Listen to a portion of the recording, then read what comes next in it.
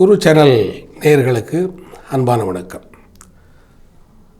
63 நாயன்மார்களை பற்றி நம்ம பேசலாம் அப்படின்னு ஆரம்பித்த தொடரில் இன்று நாம் பார்க்க இருப்பது திருநாவுக்கரசு பெருமான். திருநாவுக்கரசு பெருமானுக்கென்று குறிப்பான சில பெருமைகள் உண்டு.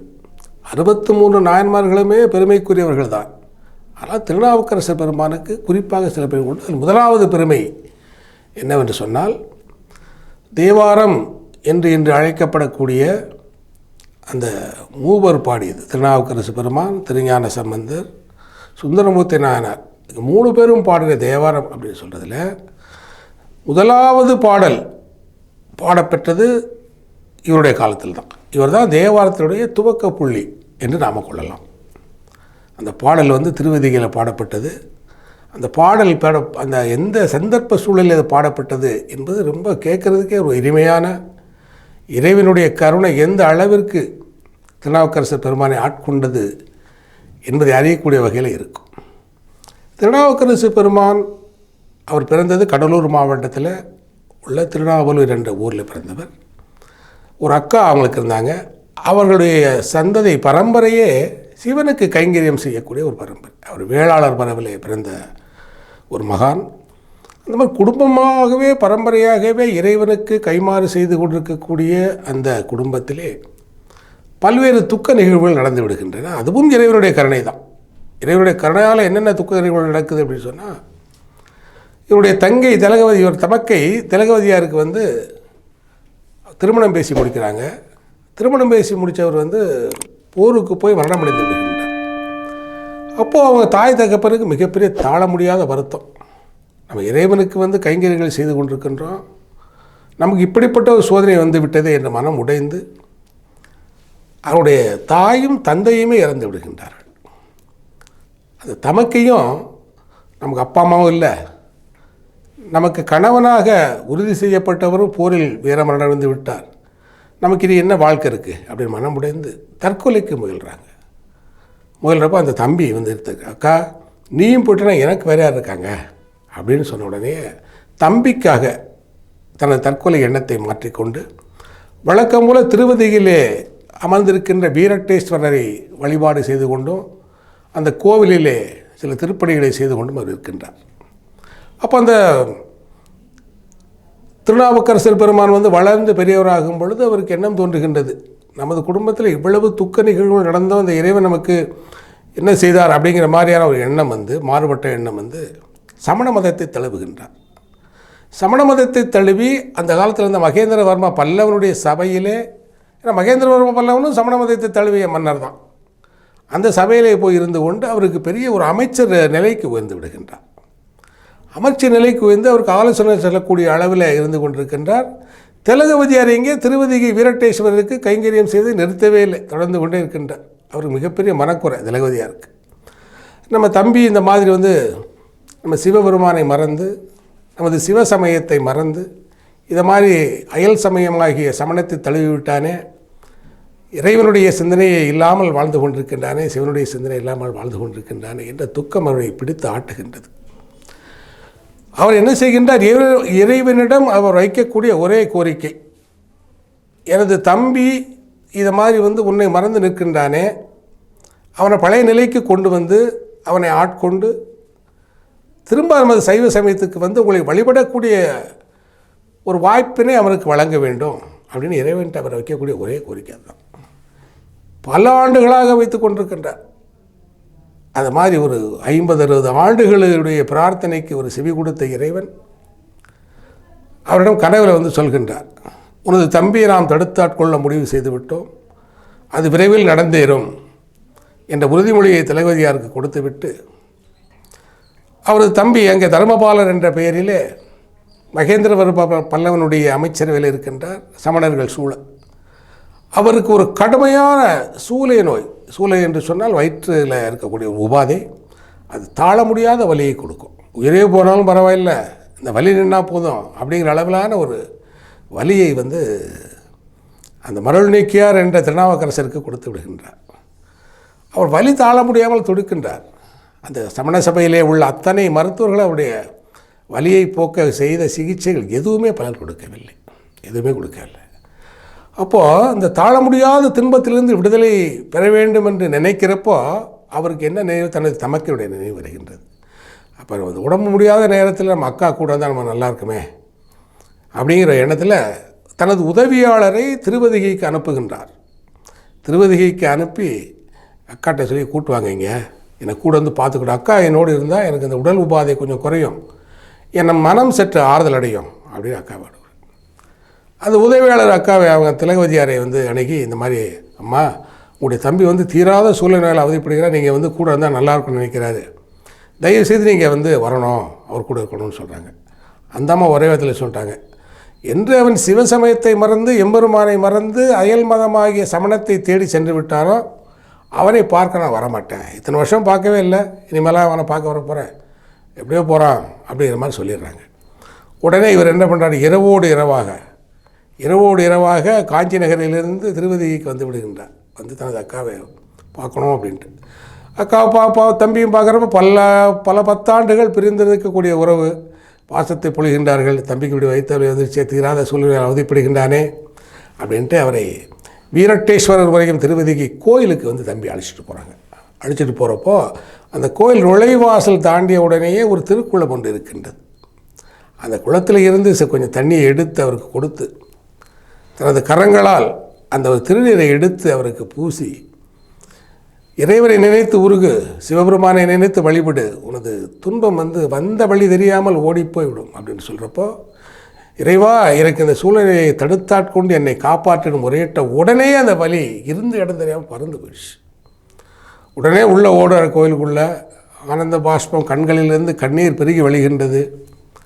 போய் பார்க்குறாரு வீரட்டேஸ்வரர். அந்த வீரட்டேஸ்வரன் ஏன் அதை சொல்கிறோம் அப்படின்னா, இறைவன் சிவபெருமான் 8 இடங்களில் வந்து வீர செயல்களை நிகழ்த்தி காட்டியிருக்கின்றார். அதில் ஒன்று தான் திருவதிகை.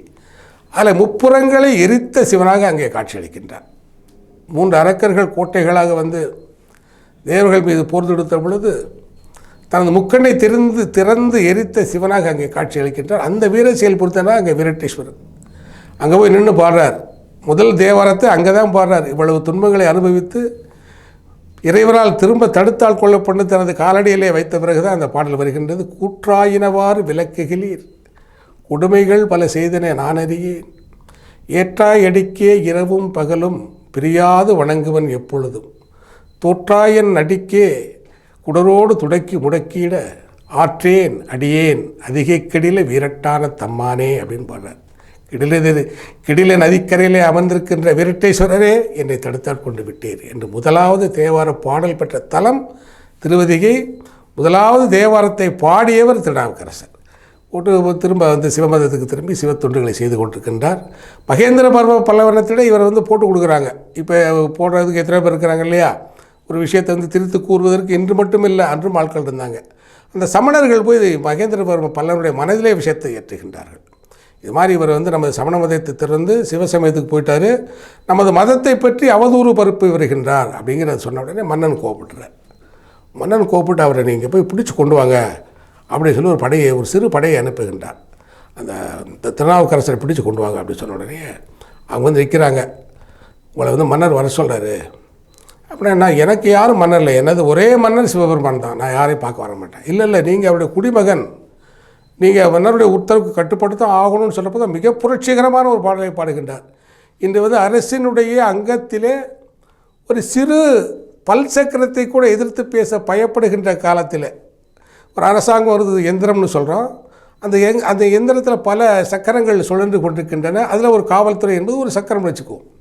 அந்த காவல்துறையில் உள்ள ஒரு கீழ்நிலை அதிகாரியை கூட எதிர்த்து பேச மக்கள் பயப்படுவாங்க. ஏன்னா அவர் ஏதாவது நம்மளை தண்டிச்சிடுவாரோ அப்படிங்கிற மாதிரி பயங்கள் இருக்கும். ஆனால் அந்த காலத்தில் மன்னருடைய வார்த்தைக்கு மறு வார்த்தையே கிடையாது. நல்லா புரிஞ்சுக்கணும். இன்றைக்கி வந்து காவல்துறை வழக்கு போட்டால் நீதிமன்றம் இருக்குது, நீதிமன்றத்தை தீர்ப்பளித்து அதற்குரிய அப்பீல் செய்யக்கூடிய உயர்நீதிமன்றம் உச்சநீதிமன்றம் வரைக்கும் போய் நமக்கான நீதியை தேடிக்கொள்ளலாம். எந்த மன்னரும் உங்களுக்கு தனிப்பட்டவங்களுக்கு தண்டனை கொடுத்துவிட. இப்போது ஆள்பவர்கள் வந்து உடனே நீ வந்து சிறைச்சேதம் செய்து விடலாம், உனது மார்கை வாங்கி விடலாம் என்ற கட்டங்கள் இப்போ கிடையாது. ஆனால் அந்த காலத்தில் இருந்தது. மகேந்திர நினைச்சு திருநாவுக்கரசரை தலையை கொண்டு வா என்று கொண்டு வந்து விடுவார்கள். அதுக்கு எந்த அப்பீலும் கிடையாது. அப்படி இருக்கக்கூடிய காலகட்டத்திலேயே அழைக்க வந்தவுடன் சொல்லுகின்றார், என்ன சொன்னீங்க? நான் மன்னருடைய மகேந்திர பல்லவனுடைய குடிமகனா? நாமார்க்கும் குடியல்லோம் அப்படின்னு சொல்கிறார். அப்படி சொல்லாதீங்க, அப்படி சொன்னீங்கன்னா வந்து மன்னர் வந்து உங்களை யமனுக்கு இரையாக்கி விடுவார் அப்படி சொன்னே திரும்ப சொல்கிறார். நமனை அஞ்சோம் அப்படிங்கிற அந்த பாடலை பாடார் பாருங்க. நாமார்க்கும் குடியெல்லோம் நமனை எஞ்சோம் நடலையெல்லோம் அப்படிங்கிற அந்த பாடல் அற்புதமாக பாடார். எனக்கு யாருக்கும் நான் குடிமகன் இல்லை, நான் வந்து கோமார்க்கே நாம் என்று ஆளாய் கொய்மலர் சேவடியை குறிகிறோமே, சங்கரன் என்னுடைய திருவடியை நான் பணிந்த பிறகு நான் எவனுக்கும் பயப்பட வேண்டிய அவசியம் இல்லை அப்படிங்கிற அந்த பாடலை பாடி அவளை போக சொல்லிடுறார். உடனே மன்னன் கோபம் கொண்டு ஒரு பெரும்படையை அனுப்பி அவரை வந்து நம்ம கொன்றணும் அப்படின்னு சொல்லிட்டு கொண்டு போயிட்டு காளவாசலில் போய் நிறுத்துறார். காளவாசல் உங்களுக்கு தெரியும், எல்லாம் சுற்றி விறகு அடுக்கி உள்ளே வந்து ஒரு சின்ன ஒரு அறை மாதிரி வச்சு அதில் உட்கார வச்சுருவாங்க. சுற்றி நெருப்பை போய் வச்சா பஸ்பமாயிரும் அந்த உடம்பு. அந்த மாதிரி வச்சுட்டு மறுநாள் திறந்து பார்க்குறாங்க, அவர் அண்டலர்ந்த மலர் போல் அப்படியே இருக்கிறார். அந்த மேனைக்கு எந்த விதமான குறைவும் இல்லாமல். அப்போ பாடப்பட்ட பாடல் தான் மாசில் வீணையும் மாலை மதியமும் வீசு தென்றலும் வீங்கிழவேனிலும் மூசு வண்டரை பொய்கையும் போன்றதே ஈசனெந்த இணையிடனிழலே. அவர் அந்த நெருப்பு மூட்டப்பட்ட காளவாசல்களை உட்கார்ந்துருக்கப்போ இறைவனுடைய திருவடிகளை நினைக்கிறாரு. அந்த சூழல் அவருக்கு எப்படி இருக்குது அப்படின்னு சொன்னால், மாசில்லாத வீணையுடைய ஒலி கேட்கக்கூடிய பூஞ்சோலைக்குள்ளே அமர்ந்திருக்கின்ற உணர்வை தருகின்றது அப்படின்னு இறைவனுடைய கருணை திறத்தை வியந்து பாராட்டுகின்றார். திரும்ப அவர் விடக்கூடாது சொல்லி அவர் வந்து ஒரு படகுல ஏற்றி அவர் உடம்பில் கல்லை கட்டி நடுக்கடலை கொண்டு போய் போட்டுறாங்க. நடுக்கடலை கூட அந்த கல்லே தெப்பமாக மாறி மிதந்து ஒரு கரையிலே அவர் ஏற்றி விடுகின்றது. இன்றைக்கு அந்த இடம் கரையேற்றி விட்ட குப்பம் என்று கடலூரிலே அறியப்படுகின்றது. அங்கே வந்துட்டு ஒரு பாடல் போடுறார். சுற்றுணை வேதியன் சோதிவானவன் பொற்றுணை திருந்தடி புருந்தி கைதொழ கற்றுணை பூட்டியோர் கடலில் பாய்ச்சினும் நற்றுணையாவது நமச்சிவாயவே அப்படிங்கிற பாடலை பாடி இறைவனுடைய கருணை திறத்தை வியந்து பாராட்டுகின்றார். சரி, இதிலெல்லாம் தப்பிச்சிட்டாரு, இவரை கடவுள் காப்பாற்றுறான்னு சொல்கிறாரு. நம்ம இவரை வந்து நம்ம யானையினுடைய காலால் இடறி இவரை தலையை கொய்து விடுவோம் என்று கருதி அவரை கழுத்து வரைக்கும் மணலில் புதைச்சி வச்சிடுறாங்க. புதைச்சி வச்சுட்டு மதம் கொண்ட யானை விட்டு இடறலாம் அப்படிங்கிற வர்றப்போ அவர் சொல்கிறார், அந்த மாதிரியெல்லாம் வந்து ஒரு வீரத்தையும் ஒரு பயமறியா தன்மையும் கற்பனை கூட பண்ணி பார்க்க முடியாது. அப்போது ஒரு பதியத்தை பாடுறார். சுண்ணவெண் சந்தன சாந்தும் சுடர்த்திங்கள் சூளாமணியும் வண்ண உரிவை இடையும் வளரும் பவள நிறமும் திண்ட அண்ணல் அரண் முரணேறும் அகலம் வளாய அறவும் திண்ணன் கெடில புனலும் ஒன்றுடையார் அவர்தமர் நாம் அஞ்சுவது யாதில்லை அஞ்ச வருவதுமில்லை அப்படிங்கிறார். நான் கெடில நதியிலே கரையிலே குடிகொண்டிருக்கக்கூடிய சிவபெருமானுடைய பாதங்களை பற்றி நிற்கின்றேன், எதை கண்டும் அஞ்ச மாட்டேன் அப்படின்னு பாண்டு யானையே அவருக்கு வந்து மண்டியிட்டு அவரை தூக்கி தனது தலைமையில் வைத்து கொண்டு ஊர்வலமாக செல்கின்றது. அப்போ அவருடைய புகழை அறிந்தும் சிவபெருமானுடைய மகிமையை உணர்ந்தும் மகேந்திரவர்ம பல்லவனே சமண சமயத்தை துறந்து சிவசமயத்துக்கு மாறியதாக அந்த புராணம் கூறுகின்றது.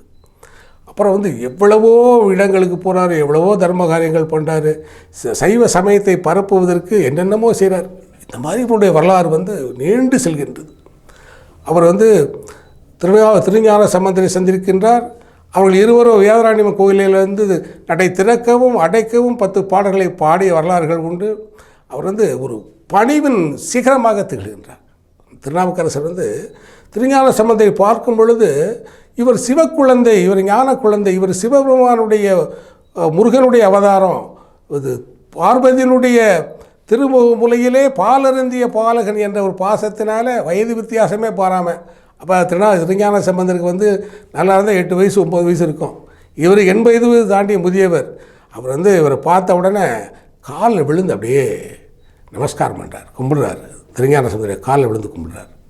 இறைவனுடைய குழந்தை, அதுக்கு நம்ம உரிய மரியாதையை கொடுக்க வேண்டும் என்று அவர் திரும்ப இவர் காலில் விழுந்து கும்பிட்டு அப்பரே அப்படின்னு அழைக்கிறார்.